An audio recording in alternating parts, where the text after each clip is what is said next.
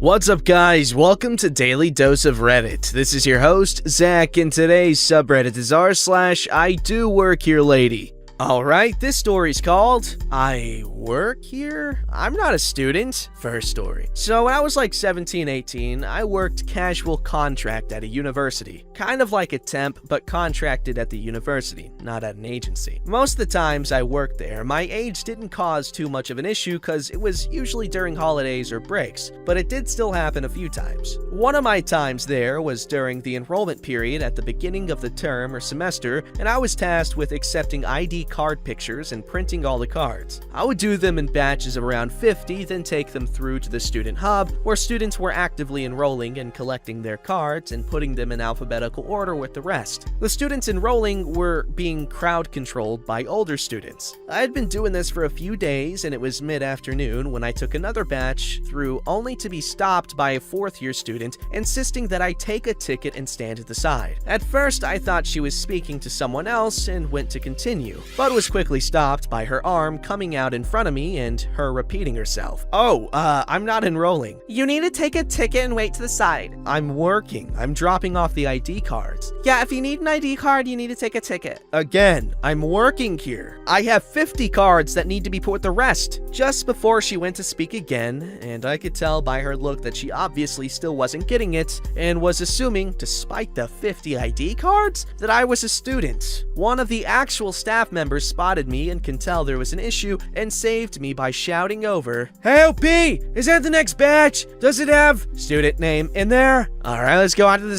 second one.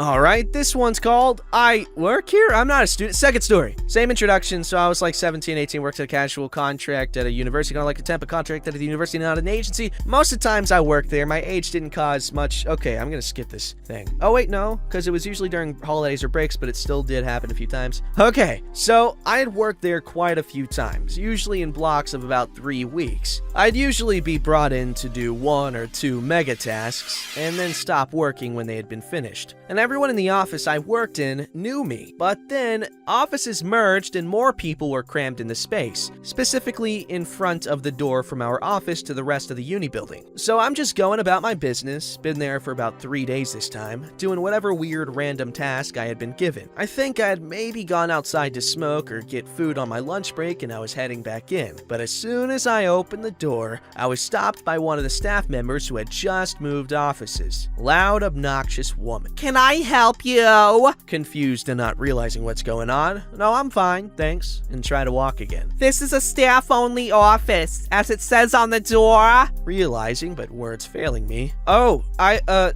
You need to go to that reception desk at the front. No, I actually... Students aren't allowed back here. I'm working! Sorry, I work here. I'm not a student. I'm at that desk over there. I point. Oh. And she turns back to her desk. No apology, no nothing. Justin. Oh. And then ignored.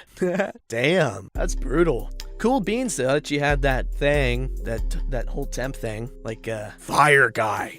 Alright, this story's called My First Time Being Mistaken for a Student as a TA. I've always looked younger than my age. I'm used to being mistaken for a preteen or a teenager, even though I am in my early 20s. I knew this would be an issue when I decided to get a job as a teacher's assistant at a local elementary school. During the first week of school that the students were coming back, I was on morning duty, letting the kids out of cars, helping make sure the cars are moving forward, all that jazz. One of the preschoolers I let out of the car had so much stuff shoved in her backpack she couldn't put it on her own back, and their guardian had already driven away. My principal just told me to walk her down to her pre-K class and explain the situation to her teacher. No big deal, I assume. I walk this little girl to class with her backpack in hand and give it to the teacher, who we are going to call Miss Silk. I explained that I was told to walk the little girl back down. She looks me up and down with a very judgmental look. From now on, she can walk herself down to class. class. That's all she told me before she walked back into her classroom. I just kind of shrugged and went back to work. I had never met Miss Silk before, but my mother used to be a teacher and was even once a coworker of Miss Silk. And my mom didn't have very nice things to say about her, but that's not really uncommon for my mother. I still couldn't figure out at first why she was so mad at me for literally doing what I was told, until a few hours later it hit my dumbass that maybe she thought I was a student walking her little sister to class. I often see older siblings watch their little siblings go down their respective hallway to class, but it must not be allowed to walk your sibling all the way down to class. But even coming to this revelation had me even more confused because 1, I work at a uniform school and I was literally wearing black slacks, a blue blouse, and a lanyard with a school district employee name tag on it, and 2, we looked nothing alike. In fact, I am very white and she was a little Hispanic girl. We could have been step siblings or something, but that wouldn't be my first thought in this situation. I wouldn't find out for sure what her issue was until a few days, where again this little girl had a backpack too big for her, so I had to walk her down. So we walked down, she looks me up and down again with a glare that would have made actual elementary school me cry. What grade are you in? There it is. I was right. Not that I was very happy about it. I work here. She looks at me, not really believing me. I'm my mom's youngest daughter. Luckily for me, I am like a little clone of my mother, so once she got a closer look at me, and it was like a switch had been pulled. She went from judgy to smiley. Oh, OP,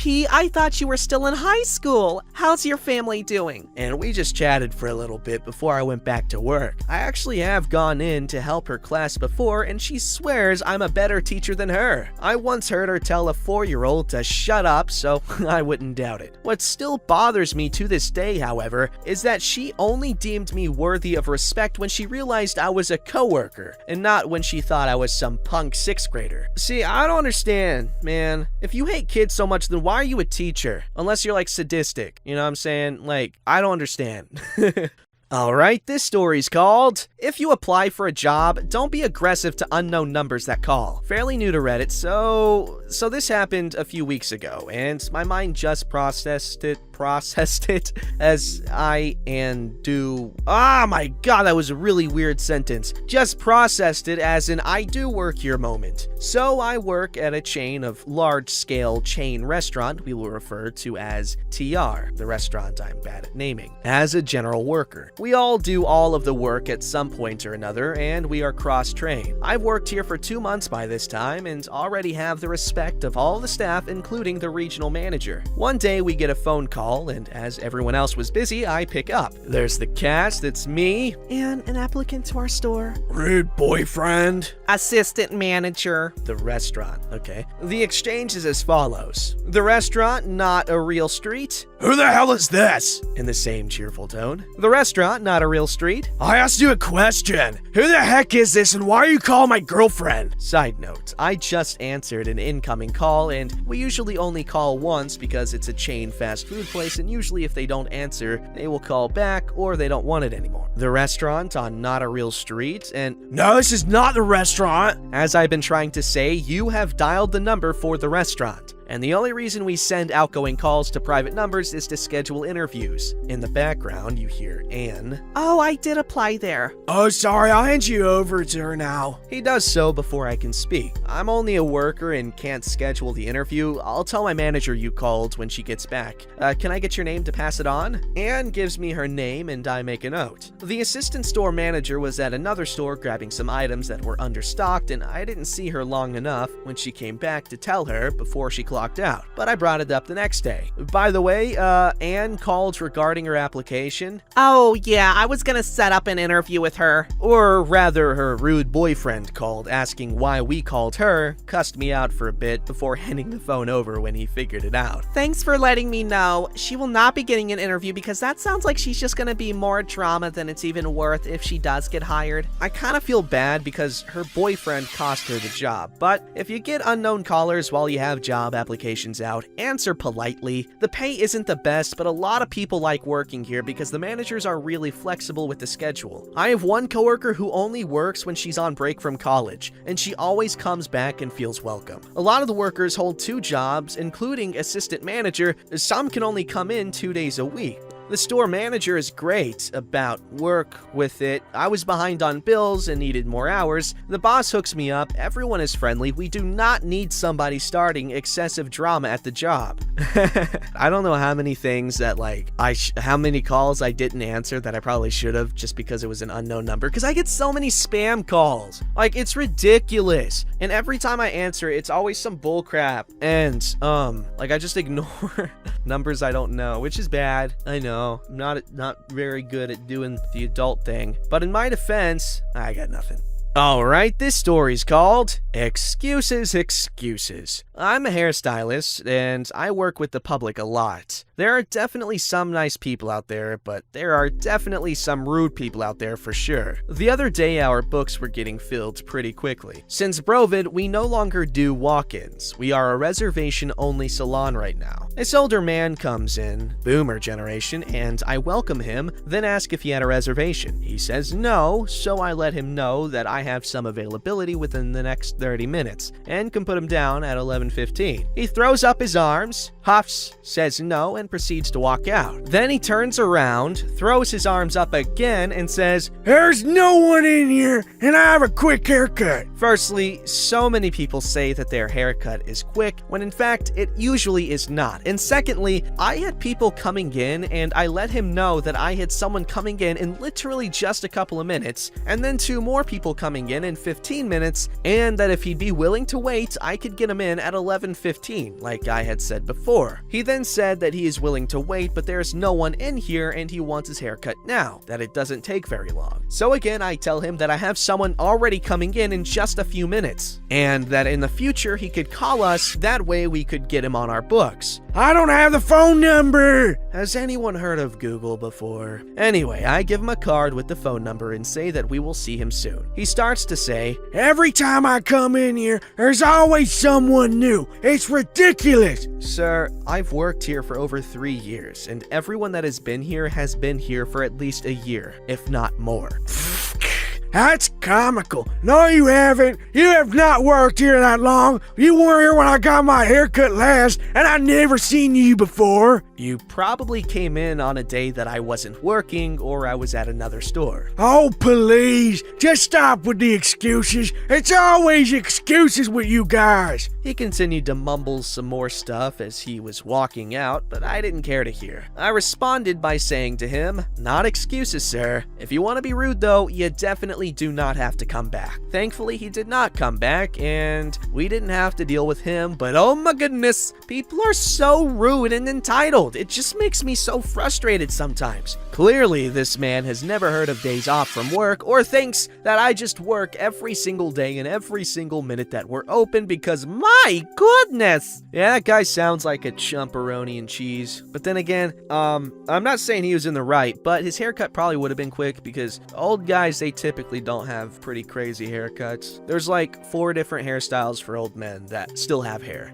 Alright, this story's called Not a Student. A million years ago, while in high school, I had a civics teacher. See, it was a long time ago. He was fairly short and small of stature. Good teacher, though. During graduation, he was standing next to the bleachers trying to keep us reprobates in line. Someone, parents, school board member, came up behind him and started berating him for not wearing a robe and being out of his seat. He stood there for a moment in shock as she went on, finally had enough and turned around to face her. He pulled his tie out and waved it in her face. "I'm a teacher, not a student. Go sit down yourself." She turned a bit red in the face and started in on him again. One of the kids next to him said, "Mr. Smith, do you want me to go get the principal?" He just stared at her and shook his head. At that point, she actually looked at him and realized he probably was a teacher. She just turned around and stalked off. He snorted a few times and looked at us. Later, he told us it happened a lot. That's why he always wore a tie. I can still see him flapping his tie at her.